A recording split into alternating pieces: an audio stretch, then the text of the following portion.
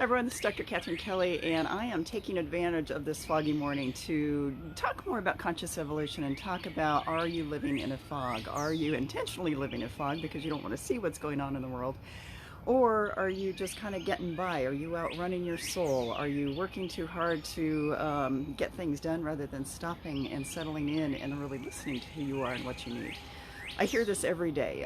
When I talk to clients, I feel like I'm constantly slowing them down, and I'm constantly trying to slow myself down because this last year and a half has been enormously busy, extremely busy, and it has been hard to just sort of slow down and stay grounded and mindful in the midst of everything.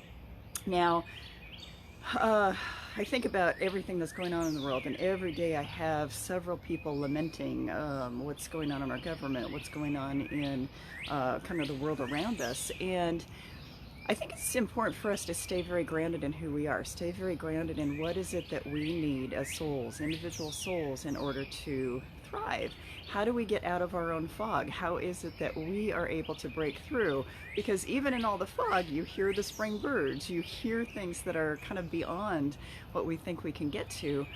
But we have to get to that point where we stop long enough to kind of part the ways, clear that fog so that we can listen and get very in tune with ourselves.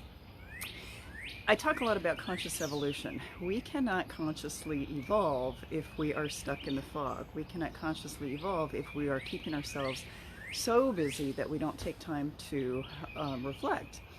We also can't consciously evolve if we are kind of keeping ourselves intentionally buried under, whether it's watching too much TV, being too busy with this or that, whatever it is. But we have to realize that we are kind of the captains of our own ship. We are the ones who have the choice and have the power to consciously evolve. Our souls will not do it on their own. We have to basically work with the human condition and the soul condition in order to evolve and get ourselves out of this, again, fog. So a lot of the things that are making us foggy right now, Mercury's in retrograde. We're kind of right at that peak of Mercury being in retrograde. So a lot of people yesterday were saying, gosh, I'm having a hard time remembering things, and I'm feeling really like I can't think of words. I can't recall what I'm trying to say. I've had people yesterday saying that. I also had people saying that they just feel like they're walking around like zombies right now. So not only is Mercury in retrograde, we also are at the tail end of seasonal affective disorder time. So, you know, usually January, February are the most difficult for people, and then in March we slowly start to climb out of that. But we've had a lot of rainy weather, we've had a lot of dark, heavy weather around us, so that's been difficult for people as well.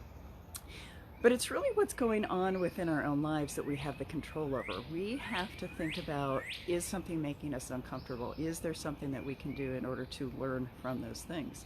Had a lot of stress the last few weeks for various reasons, and when I was able to take time to step back, I realized all of it was happening for good reasons. There's time, this is a time for change, this is a time to move on and grow, even though it was really uncomfortable for a lot of the changes that were going on. So, you know, you have to kind of get yourself out of your own fog long enough to assess what is going on with me. What is it that I need to be doing? Now, there's a hawk in the background. I don't know if you can hear that, but from Native American perspective, hawks are about making sure you're listening or seeing what's about to happen, because there are signs around us all the time. And because us humans stay in our own fog, we miss those cues. We miss the times when we can go, oh gosh, that hawk is reminding me I need to stay very present and watch for what is coming, or hear what is coming, or hear what it is that I need to hear so that I can move forward. So what is it that you need to do to get out of your own fog? Do you need to slow down? Do you need to do some journal writing? Do you need to go to therapy? What is it that will help you? Long list of things that probably will help. But it is the choice of us getting out of our fog that will help us grow. It is getting out of that mistiness and clearing our view and getting that clarity that will help us move forward. So just wanted to remind you, I wanted to take advantage of the beautiful fog today, so that you can hopefully, as the hawk, get reminded that there are things we can do as humans to move beyond our unsettled times, move beyond our discomfort. So hope you have a wonderful day. Would love to hear what you have to say about your own fog, and I will be back soon. Thanks. Bye-bye.